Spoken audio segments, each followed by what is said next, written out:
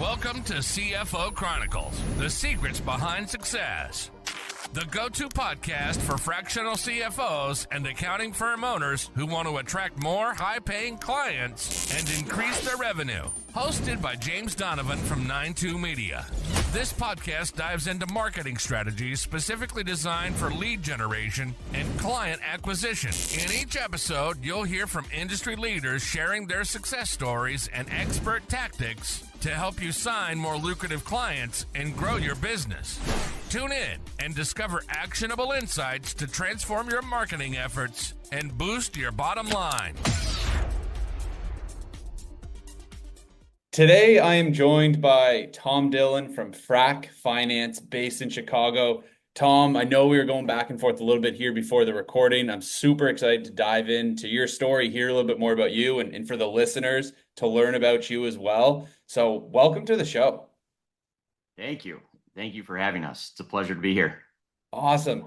I want to start off real quick because your background, it's showing a picture, what looks like a golf course. You have a flag from one of the pins. I would love to hear a little bit about that golf course. There must be some significant meaning if that's hanging up in your office.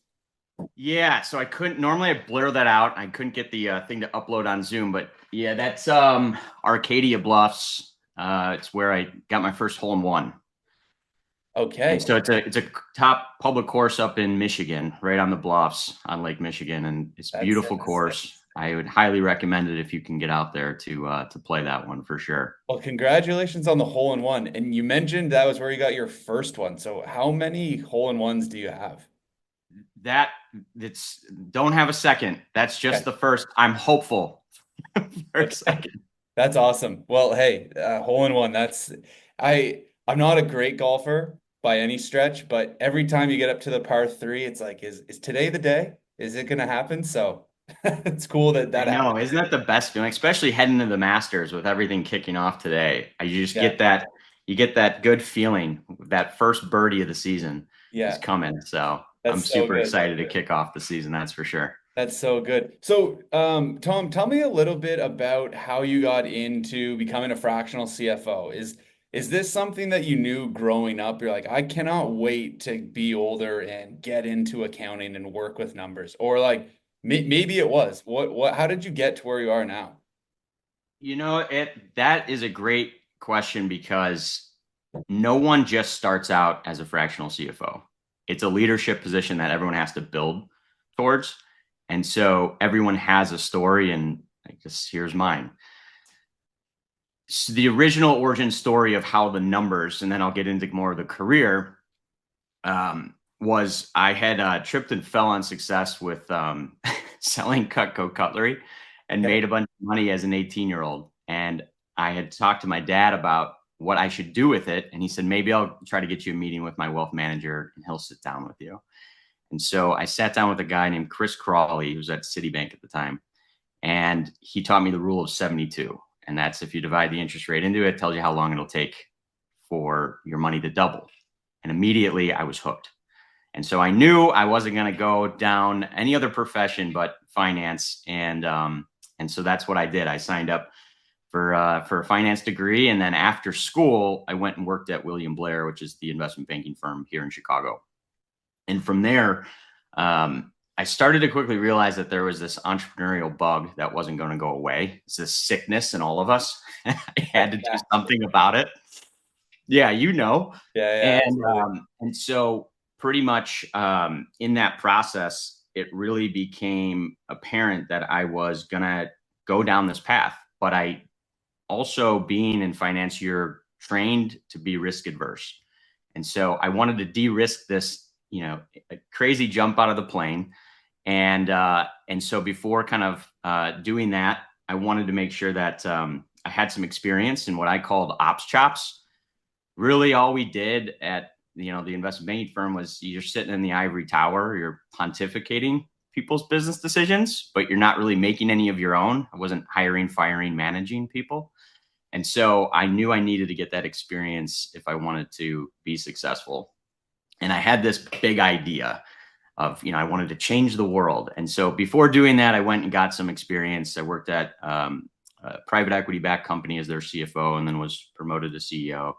Ran that for a little bit, and then went back to school to start putting this idea through the ringer. And at the end of it, the night of graduation, I raised money for this idea, and it was a tech company that was going to disrupt the market for ordering and payment at hospitality. So this is pre-COVID, Okay. and we had a QR code based ordering and payment system, and we had a successful pilot, and we were launching to the public the week COVID hit. So now we have a native app, both operating languages, which looking back was a huge execution error. And we ultimately realized, this wasn't going to be sustainable. And so I fired myself financially, not operationally, to keep the team together and keep operating, which I'm sure many entrepreneurs have done, dug into credit cards to get the payroll. Yeah. And so in those moments, I realized, man, I got to pay the bills. How are we going to do this? So I went back to my roots and started moonlighting as a fractional CFO. And so 11 years ago, we're going on 11 years now, is when that started. And at the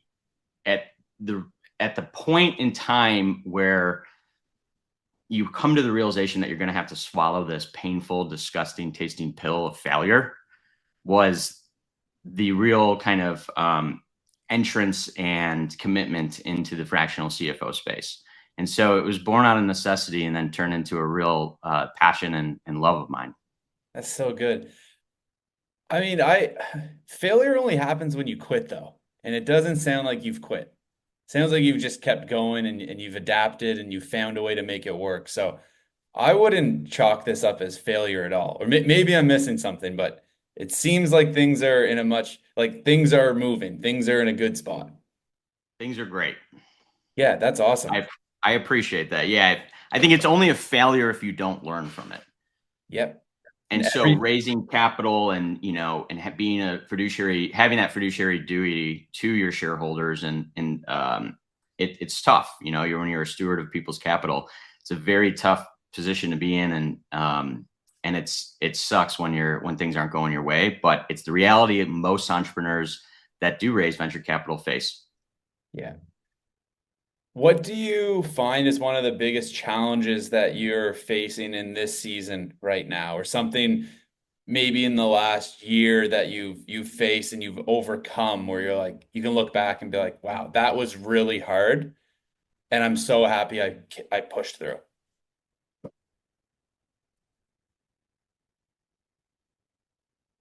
So I would say it's the J curving of the business model. It's hiring ahead of growth, I think, is one of the most challenging things to do in business. And before, we didn't face this problem. And I'm so happy to be on here and love everything you do for this community, James. And part of that is the transition of going from a one-man band and being at capacity, but cash flow is good. And then having that conversation with your wife, realizing I don't have a transferable asset. I'm going to get burnt out. I need to build a team. Honey, we're going to be cutting our margins in half. Well, if they don't know, if your significant other doesn't know what margins are, they're going to quickly realize it means you're going to have half the cash flow. Yeah. So that's ultimately what we did here in the past 6 months, 7 months, and then we're going to continue doing it for the next 5 months, which is J curving the business model, hiring ahead of growth, and continuing to look to build out our pool of talent, our bench, where we are looking to bring other fractionals on our team and develop them as well. Yeah. One of the intensives I was just at a couple months ago, one of the speakers there, really successful marketing company. He's been doing it for like 10 or 15 years. And he spoke about that as well, hiring ahead of growth. And the point he made that really stuck with me, so it's interesting you're bringing this up, is that you're always either overstaffed or you're understaffed. So you might as well be overstaffed, because if you're in that sweet spot that doesn't really exist, it means you're not growing. And if you're understaffed, you're putting too much strain on your team and your resources. It was a hard reality for me to accept hearing that from someone significantly more successful, but that is the reality. And I think I look back at our team at times and I'm like, Yeah, I know we've been understaffed and it's tough and like it kind of makes everyone in a more panic state all the time because you feel like you're chasing your tail. But on the other end of the spectrum, it's hard as the owner to be like, let's carry more payroll than we technically need right now all the time. So how are you handling that mentally, knowing like, hey, the bills are just going to be more expensive on payroll, but we technically don't need this person right now. I have an abundance mindset, not a scarcity mindset. And so for me, it's keeping the positivity, knowing that there's a lot of opportunities out there because as you know, the success and failure rates of a lot of entrepreneurs, people need help. And for us, it's the same thing that we do with our clients, which is we're seeing kind of those micro traction metrics of success. It's those little wins that are building upon each other that encourage us to keep going, that we're heading down the right direction. But it's having a roadmap and building a roadmap to do that. And so for us, we're always thinking about what are the goals that you want to achieve? Are you looking to sell your company? Are you looking to double the size of your team? Because that is the point of critical mass where you really start to cover overhead and you're earning the cash flow as a business owner that you want in distributions. And then reverse engineering that. How do we get there? And where are the KPIs and what is our marketing? You, James, you know better than anyone. What's our marketing funnel and then our conversion rate and sales, and really focusing in on those KPIs and making sure that we're headed in the right direction, or making those tweaks in order to make sure that we're moving and pulling the levers in the right way.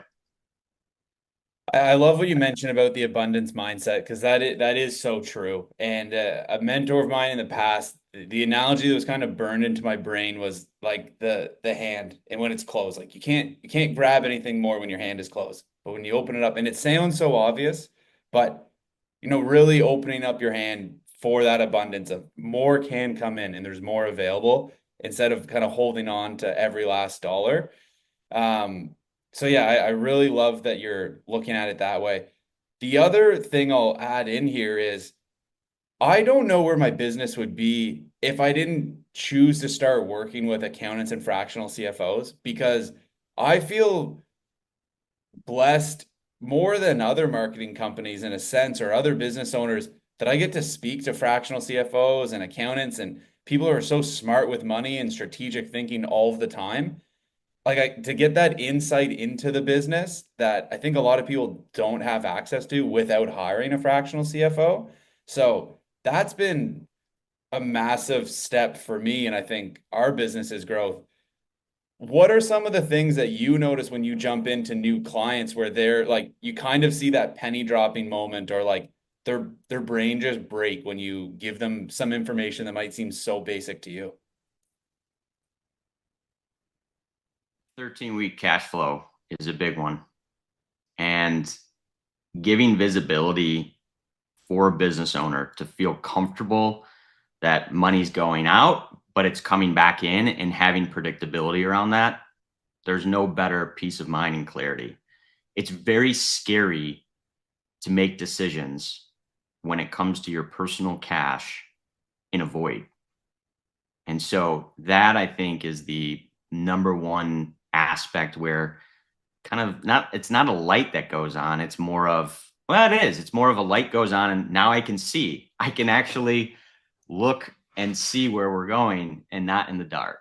And so those moments of realizing that I'm not in this siloed echo chamber of decision making, that I have a strategic partner who's the financial adult in the room who I can bounce anything off of and get the strategic insights of, yeah, we've been here before. We understand this. Here's a playbook on what's been successful in the past is super helpful.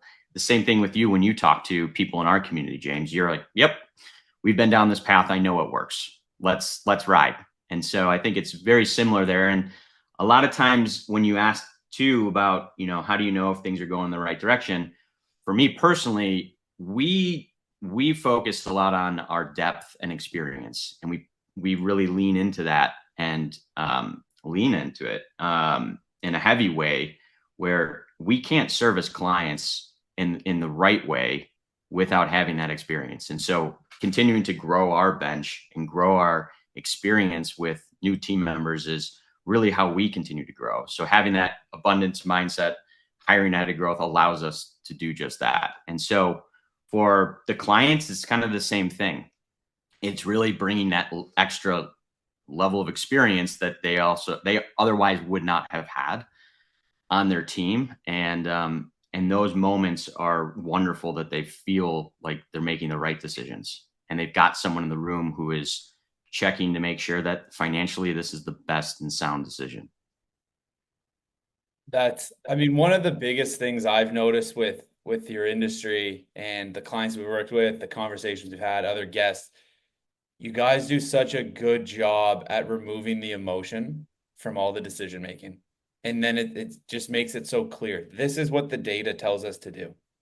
There's no emotion that goes behind it. And emotional decisions generally don't lead to good outcomes for the most part, especially in business. But yeah, you guys do such an amazing job at just like, here's the math, here's the numbers. This is telling us what we should do. But not every business owner knows how to look at the numbers in that way. So it's pretty cool. We're not completely callous. We do have emotions, but it's a very, very good point. Removing them takes a lot of effort. I think you have your physical health and your financial health. And if you look and talk with a lot of doctors, they're trained to remove the emotion from the decisions of giving that bad news or putting a path in place to rectify the issues and problems that someone has from a health perspective. I think it's the same thing that somehow along the way is ingrained in us. And you do become a little callous, but the emotions are still there. You just learn to move past them quicker. That's cool. Is your team all in-house, or like, sorry, in your office, or do you have some remote workers as well? What's the structure of your team look like?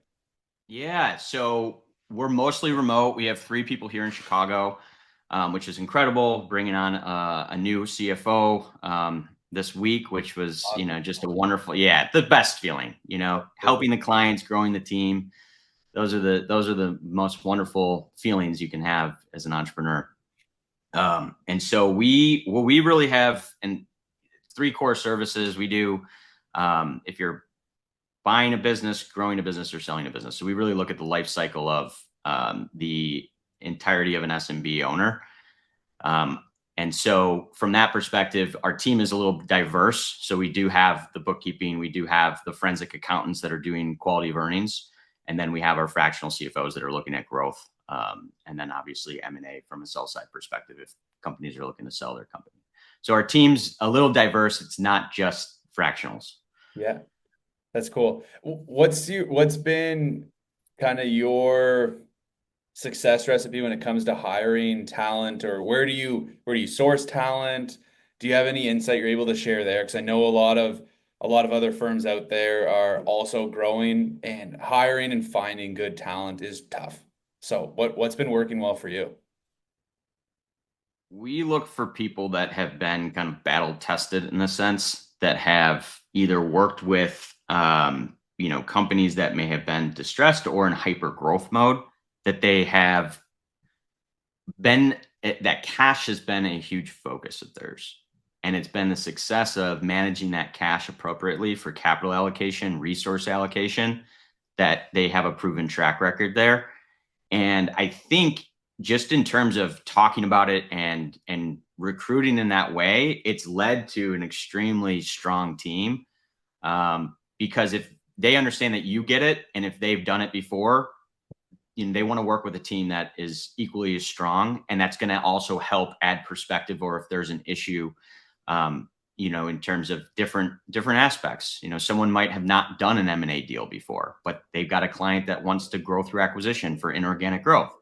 Great, let's tap so and so, and so whatever that looks like in the scenario, that's where I think kind of you are able to recruit the talent that you want, is by offering more resources to people who are already high caliber. That's cool. That's awesome. Tom, what are you guys doing at your firm to get new clients interested in working with you, or get to get on the radar of potential new clients? How do you guys market? Yeah. So it's a great question. So just 2 years ago is when we really branded ourselves, Okay. and it was just me as the one-man band. And now we're shifting our entire mindset to growing as a team and focusing on the leads and our marketing funnel and then the sales conversion funnel. And I'm thrilled to have found you, James, because we're in the process of going through that as a firm of how can we improve in this aspect? Because originally it was just, hey, I'm at capacity, I get clients. Now we're here and making great cash flow. And you don't really have a concern because a lot of those easy wins are just from referrals and going to a handful of networking events. But then it goes beyond that once you have a team and you have to start feeding the machine consistently. We're in the process of learning a lot of that. And we're trying to, expand and learn. And so I was listening to all these incredible guests that you've had the past 2 days, and it's just super impressive, all the talent that's out there. And it's super impressive, all the people who are out there assisting and helping this community of fractionals and accountants from that exact angle. For us, what's been working is trying to be an authority, getting on podcasts, getting into speaking engagements, and putting yourself out there. And I think the only way to really do that is if you're starting out and you're looking to transition to becoming a fractional CFO or an independent accountant, hang your own shingle. I think the early days are maybe go work for another firm, go learn best practices, get some clients, get some experience, get battle tested. Once you're going to be stepping out and going and hanging your own shingle and worrying about, that business development aspect, that's where you really lean into those experiences and, terrible word, but case study. But when you're speaking and you're able to pull from those experiences, whether you're on a podcast, webinar, or getting on stage at a conference and, and being a value add speaker to the audience, I think that's really where you're able to draw from. And so in terms of cadence of how do you get there, and how do you become an authority if you feel like you have imposter syndrome? You're not alone. Everyone that started had that. You have to break through it with getting experience. One of the best ways is just start doing. And now you can draw from those experiences. You can be the authority of, wait a minute, I remember when we did this for a client and that was super successful. Maybe this could help other people. Tom, is getting on podcasts, getting on stage, is that something that comes natural to you, or did you have to develop and level up into this version of who you are right now? So I grew up with 3 brothers, so 4 boys in the family. We were pretty rambunctious, a rambunctious group of boys. So I think there was some level of competitiveness in there that's constantly driving me and pushing me into probably the uncomfortable. I was the third in my family. And so you've got 2 older brothers you're always trying to keep up with, where things were probably always uncomfortable, where you really just are pushing yourself and trying to compete. So innately there's something there inside that's driving, but from a perspective of, do I love public speaking? No, I don't think everyone loves public speaking. Have I gotten to the point where the nervousness goes away? Yeah, but that's all in preparation and reps. When I was thinking of coming on here last night, driving home from Milwaukee at a networking event, I was thinking of some amazing people that I met there. I was also thinking about what was I going to say. There was a little nervousness that pops in here. James has had these amazing guests on. How am I going to add value to his community and his audience? I don't think that ever goes away. And so it's with preparation and reps that you just kind of move past it and you learn to kind of, I guess, love it. And, but yeah, so do I like it now? Yes, absolutely. I enjoy it because I find that it's helpful and it gives you a clearer picture of what you're trying to convey to your audience. And there's still a ton of work to do. I was listening to one of your guests, Ken, and I thought he was just such an incredible speaker. Yeah, he's good. Very well. And that's motivating. It's like, okay, let's get polished. Like I was telling my wife, I'm like, man, it's one guest was incredible, super well spoken. And there was tons of them. Just first one that came to mind, it was one of the more recent ones. So, I know that was a long-winded answer to your question. No, that's great. That's great. Potentially helpful to those that are a little bit more nervous, that don't want to put themselves out there. You're extremely well spoken, so that's why I had to ask, because it seems like it just comes off super natural. And that's why I was wondering if this has always been like, hey, I can just jump in front of the camera and speak, or if you've kind of morphed into that version. And so it's a great answer. I was a best man at a friend's wedding 2 summers ago, and I was so nervous to speak and give a presentation. And my friend told me, he's like, it's not, and the way he presented it to me really erased so much of the nerves that I'm going to try to carry in to any talk. But it's not about you. People aren't looking for you to fail. They want to hear what you have to say, and you can leave a lasting impact. So it's kind of that mindset shift of, what can I give to the audience, instead of, where are they looking at me? What if I trip on a word? Like, it's not about you as the speaker. It's about who you're delivering the message to. So that's helped a lot. And you've provided a ton of value and awesome insight. So thank you so much for that. My last question for you, because I know we're running probably a little bit over time. I hope you're good for like another minute or two.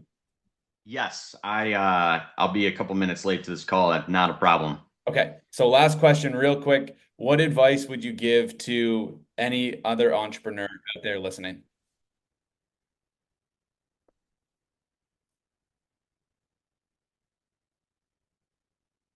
Failure is a good thing. The most monumental change in my perspective of being an entrepreneur was failing. I failed. Okay, that was horrible. It feels terrible. That's it? I can keep going and keep moving forward? Yep. Yes, you can. And so just fail quickly and move past it and keep going. Just keep going. I love it. That's so valuable, so powerful. Tom, thank you so much for coming on, for hanging around a little bit late. This was an amazing conversation. Where can people get in touch with you if they want to continue this conversation with you?